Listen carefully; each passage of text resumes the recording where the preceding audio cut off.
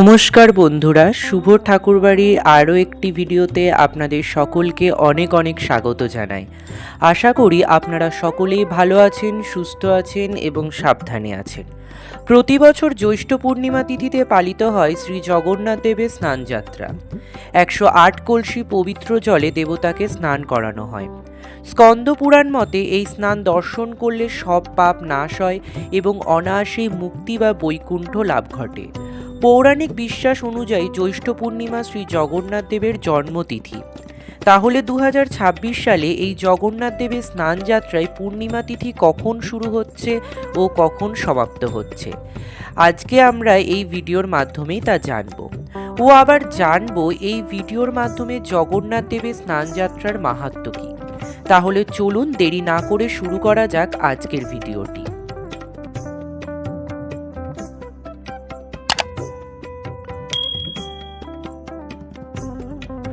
জগন্নাথ দেবের স্নানযাত্রা পালিত হবে ইংরাজির 29শে জুন 2026, বাংলার 14ই আষাঢ় 1433 বঙ্গাব্দের সোমবার।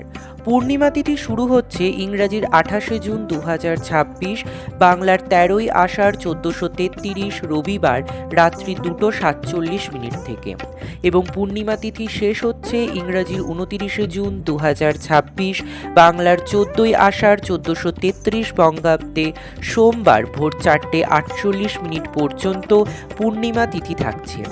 এরই মধ্যে আপনি নারায়ণ পুজো করে নিতে পারেন। এরই মধ্যে জগন্নাথ দেবের স্নানযাত্রাও হবে। এবারে আসবো জগন্নাথ দেবের স্নানযাত্রার মাহাত্ম্যে। শাস্ত্রে বলা হয়েছে এই স্নানযাত্রা মহোৎসবে যারা অংশগ্রহণ করেন এবং ভগবানের অভিষেক করেন, ভগবান জগন্নাথের অভিষেক করেন অথবা শুধুমাত্র দর্শনও করেন, তাদেরকে আর কখনো জননী জঠরে অংশগ্রহণ বা জন্মগ্রহণ করতে হয় না, তাদের আর পুনর্জন্ম হয় না। এই স্নানযাত্রা মহোৎসব অত্যন্ত মাহাত্ম্যপূর্ণ। ভগবান জগন্নাথের আবির্ভাব তিথি। প্রথমে মন্বন্তরে ব্রহ্মার পুত্র স্বয়ংভূ মনু একবার ভগবানকে দর্শন করার মানসে বিশেষ যজ্ঞ, মহাযজ্ঞ সম্পাদন করেছিলেন। আর সেই যজ্ঞ বেদী থেকেই ভগবান জগন্নাথ দেব আবির্ভূত হয়েছিলেন। তিনি স্বয়ংভূ মনুকে নির্দেশ প্রদান করেছিলেন, তোমরা সকলে মিলে শীতল সুগন্ধি জলধারা দিয়ে আমার অভিষেক করাও, তাহলে তোমাদের সকলের মনোবাসনা পূর্ণ হবে, তোমাদের সকলের সকল প্রকার পাপরাশি বিতাড়িত হবে, তোমাদের মন প্রাণ শুদ্ধ হবে, তোমাদের সকলের অভিলাষ পূর্ণ হবে।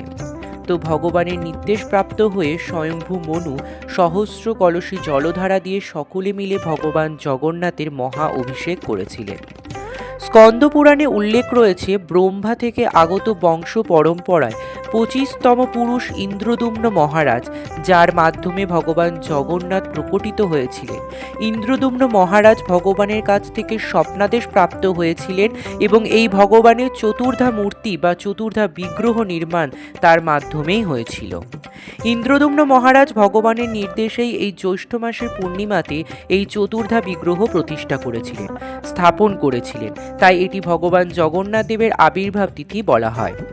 ইন্দ্রদুম্ন মহারাজ প্রতি বছর এই দিনে বিশেষভাবে স্নানযাত্রা মহোৎসব পালন করতেন। 108 কলসি জলধারা দিয়ে সুন্দরভাবে তিনি উঁচু রত্নবেদিতে বা স্নানবেদিতে ভগবানকে স্থাপন করে এই স্নানযাত্রা মহোৎসবের আয়োজন করতেন তিনি। তাই সেই থেকে আজও অবধি প্রতি বছর জ্যৈষ্ঠ মাসের পূর্ণিমা তিথিকে স্নান পূর্ণিমা বলা হয়। যে কেউ এই মহোৎসবে অংশগ্রহণ করতে পারে, বালক, বৃদ্ধ, নারী, পুরুষ, যে কোনো জাতের বা বর্ণের সকল মানুষ। তবে মেয়েদের ক্ষেত্রে বিশেষ অসুস্থতাকালে আপনারা অভিষেক দর্শন করবেন। দর্শন করলেও একই ফল প্রাপ্ত হবে। আপনারা নিকটস্থ ইস্কন মন্দির বা জগন্নাথ মন্দিরে গিয়ে সকালে ভগবানের অভিষেক দর্শন করুন। আপনারা দুধ নিয়ে যেতে পারেন, তবে অবশ্যই প্লাস্টিকের বোতলে নয়, মাটির বা কোনো তামা বা পিতলের পাত্রতে নিয়ে যাবেন। অবশ্যই ডাবের জলও নিয়ে যেতে পারেন। এই স্নান পূর্ণিমাতে যারা আমিষ আহারী রয়েছেন তারা আমিষ ভোজন করবেন না, নিরামিষ আহার বা কৃষ্ণ প্রসাদ গ্রহণ করবেন। এই দিন উপবাসের বাধ্যবাধকতা নেই, কারণ ভগবান জগন্নাথ দেব মহাপ্রসাদ গ্রহণে বেশি প্রীত হন। তবে কেউ চাইলে ব্যক্তিগত ইচ্ছায় পূর্ণিমায় উপবাস করতেই পারেন। এই দিন বেশি বেশি হরিনাম জপ, শাস্ত্র অধ্যয়ন, জগন্নাথের অষ্টকম বা স্তব পাঠ করবেন। স্নানযাত্রার সময় ভগবান জগন্নাথ দেব পাহান্ডি বিজয়ও এর মাধ্যমে রত্নবেদিতে আরোহণ করেন। দৈত্যাপতি সেবকগণ দ্বারা সেবিত হয়ে তিনি এক এক পা করে অগ্রসর হন।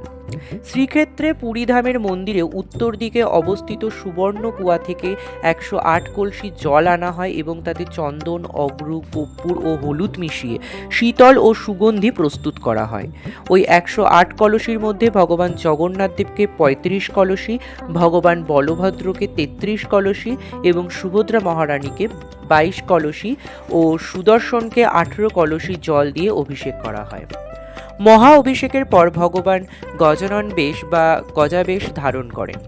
ভক্ত গণপতি ভট্টের ইচ্ছা অনুসারে প্রতি বছর ভগবান জগন্নাথ কৃষ্ণবর্গীয় গজবেশ, ভগবান বলভদ্র শ্বেতবর্ণ গজবেশ এবং সুভদ্রা মহারানী পদ্মবেশ বা কুমারী বেশ ধারণ করেন। স্নানযাত্রা মহোৎসবের পর ভগবান 15 দিন অনবসর কালে থাকেন। এই সময় সাধারণ ভক্তরা তার দর্শন পান না।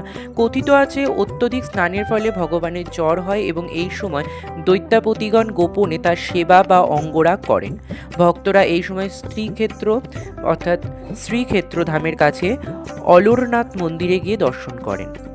রথযাত্রার আগের দিন নেত্র উৎসবের মাধ্যমে ভক্তরা পুনরায় ভগবানের নবযৌবন দর্শন লাভ করেন। এই স্নানযাত্রা মহোৎসবে প্রত্যেকেই অংশগ্রহণ করলে তার পুনর্জন্ম আর হয় না। তাই আপনারা সকলে সপরিবারে আর পাড়া প্রতিবেশীদের নিয়ে এই উৎসবে সামিল হন। আপনারা সবাই খুব ভালো থাকুন, সুস্থ থাকুন এবং সাবধানে থাকুন।